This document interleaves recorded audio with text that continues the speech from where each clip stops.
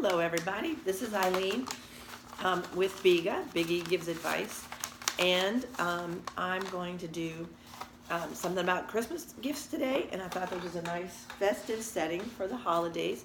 Excuse my voice, I have a little cold. So I made a list and I checked it twice of some ideas I have about Christmas gifts for elders, because in all the years I've been working, I've seen a lot of holidays and a lot of presents, and some of them hit the mark, but really most of them don't. So I thought I'd make a little list of tips that will help you give something to your loved one in the facilities, especially is what I was thinking, that will be really useful and add it up. Okay. First of all, one of the biggest things that people are always giving folks in nursing homes is socks. And that's not a bad idea, but a lot of times what happens is a charity will collect for them, and people will give socks, and they're like, no offense or anything, but very like cheap and thin. And these don't work for those guys for the most part, because a lot of times their feet are swollen, so they can't get that kind of sock even on their feet. The other thing is, you got to check about what kind of shoes do they wear, do they walk. A lot of the little ladies will like to wear those pretty little flat shoes. Well, they're going to need like nylons. But other folks, their feet are swollen, they can't really wear socks like that at all, and if they're going to, or shoes at all. So those kind of folks, they need socks with a grippy bottom. So when you're thinking about socks for your loved ones, you know, get a nice pair. Make sure they're soft, if they're and that they work with whatever kind of shoes they wear. Another thing I think is a really good gift is lotions, shampoos, hygiene supplies. The folks I see, there's a lot of times, because because there's not a lot of staff and everything. Their skin is so dry, just flakes right off, and that seems to me that has to be very uncomfortable and very painful. And the lotions that they give you in the nursing homes are very thin, watery. They really don't do the trick. So I think to give them a nice lotion, maybe something that smells nice, is a really good gift. But I would say, if you're going to do something like that, don't get a big bottle. Get small bottles. And I hate to say this, but the reason for that is because all it takes is one bad apple. A lot of stuff like that gets stolen. I don't like to say that, but it's the truth. So give your loved ones smaller containers. Now, sometimes I'll see really wonderful CNAs who will go and with their own money will buy shampoos and lotions, and they give their residents extra loving and extra lotion and use nice shampoo. So if you would like to be thoughtful for all, to hit up your favorite CNA and see what she likes, and to give it to her or him to use on their residents is a really nice thing too. All right, pajamas. This is another really common gift. And again, there's nothing wrong with pajamas, but just for the record, people who live in facilities don't wear pajamas all the time. They wear clothes. Now, a lot of them will wear those pajama kind of bottoms, because it's kind of the in thing now. Even the young kids wear them. So that's good. If you're going to give somebody pajamas, make sure they're easy to take on and easy to take off. And check with the person that works with them a lot, because a lot of them sleep in hospital gowns, which I don't like, because what you wear affects how you feel about yourself. If you are in a hospital gown all the time, then you view yourself as a patient. If you're in pajamas all the time, you view yourself as a sick person. So wearing clothes in a facility is really, really important.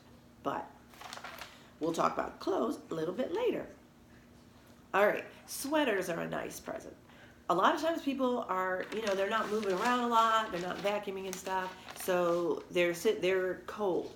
And to have a couple of nice sweaters of different colors that match their outfit is really important.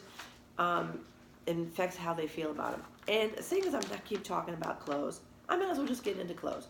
It's a nice idea to get them clothes if they don't have a closet full. If you want to buy them new clothes, make sure you get some of the old stuff out so that they have room for it. Because some of my folks, my gosh, their closets are just busting because somewhere along the line they've collected all this stuff.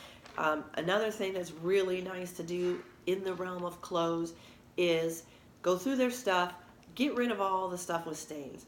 It's a matter of dignity, really. I don't like to wear stuff with stains all over it. And I see my folks all the time. They got, they spill their food. I know they do, but it's a very nice and kind and loving thing to go through your person's clothes and make sure that they don't have stains or rips or buttons fell off, for their dignity and for how they feel about themselves and how they present to the world. Okay, so that's another really nice thing to do. Okay, snacks and treats. This is another thing. A lot of people will bring in treats and snacks and little things like that for their loved one as a holiday thing. And this is an awesome thing to do, except you got to make sure that they can actually eat it. I just had a lady yesterday, and her family, with all love, brought her a big thing of mixed nuts. Well, she can't eat that because her teeth are not good. So just kind of take a double thought about, can they really eat it? Another thing about food and snacks that's nice to do is to bring them something that they can share with everybody else there. People in nursing homes, they get stuff, everybody's taking care of them, helping them. It's really nice and empowering and good for their confidence and their self-esteem and how they feel about themselves to bring them, boxes of wrapped candy or treats that they can give to others. A lot of families do this, and I think this is a wonderful thing, because when they come in, or I'll come in to see them, and they'll say, hey, why don't you have a piece of candy? Even if I don't really want it, I always take it because they're giving to me. Every day I come in there and I help them go to the bathroom and I wipe their butt and I do all these things, and this is their chance to give me something, all right? So that's a really nice thing if you can give that to your loved one. All right, another common present that I see a lot is plants and flowers. Plants and flowers are a great gift because they liven up your room, excuse me, and of course they're beautiful. Who doesn't like flowers? But if you're going to give somebody flowers, if you're going to give them cut flowers, just along with the gift, make the commitment to come back and throw those old dead flowers away in a week or so, because if you don't, there's no guarantee that anybody else will, and it's pretty depressing to be sitting there and have these dead flowers sitting next to your bed, okay? If you're going to give them a plant, that's good too, but same thing. Just kind of make a commitment to water it, or make sure that they can water it themselves, because a dead plant is kind of a sad thing. All right, this is one of my favorite things, and I wish more people would give this, is music. Music. Whether it's a little cassette player or some kind of radio with headphones, or a little thing where you can put your little tiny boom box. This is the best thing.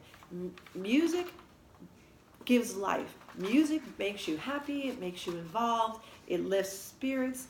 It can be tailored to the person's individual. Do they like Metallica? Do they like Frank Sinatra? Do they like gospel? Music always makes life better.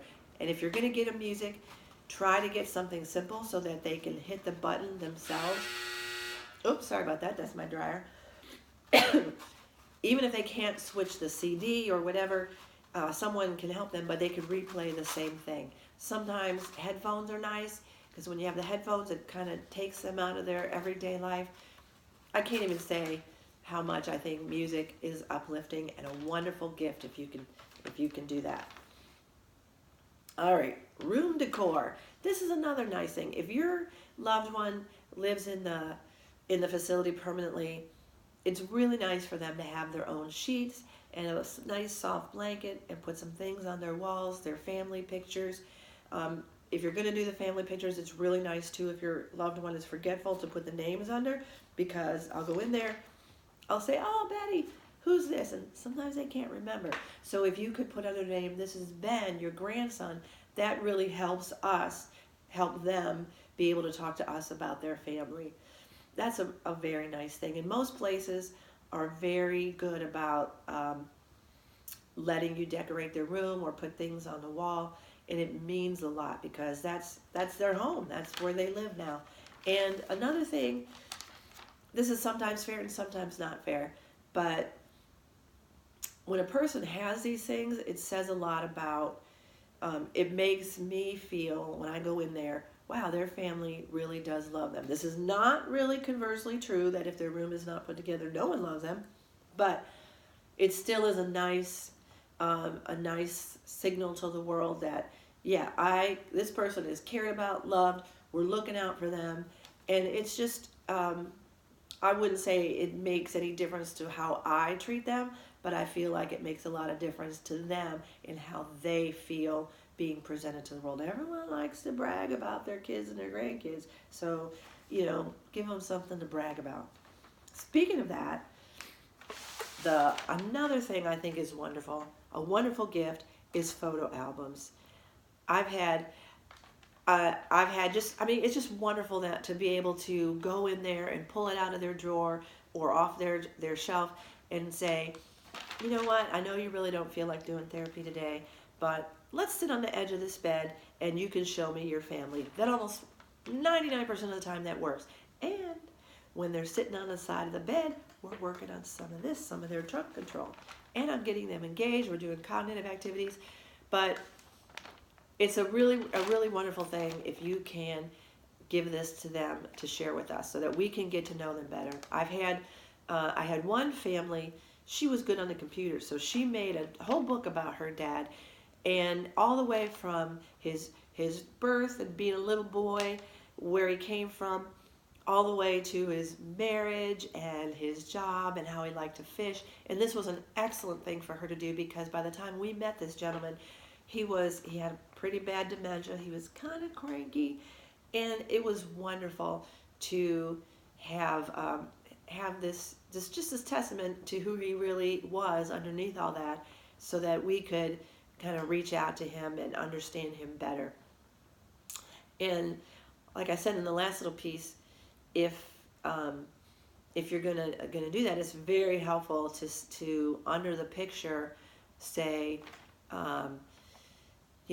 Georgia, this is a daughter, and Ben, Jacob, and Sally are Georgia's children, her grandchildren, to label them for us. And you know what? Include dogs, include their pictures of their house, anything like that they can show to us. I had one lady, she, in her earlier life, she had been a baker and decorated cakes. So her family brought a whole photo album of the cake she made, and it gave her a ton of joy to share that with us.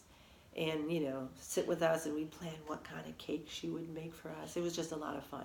So that's a few ideas of gifts for elders, by no means comprehensive, but just some tips.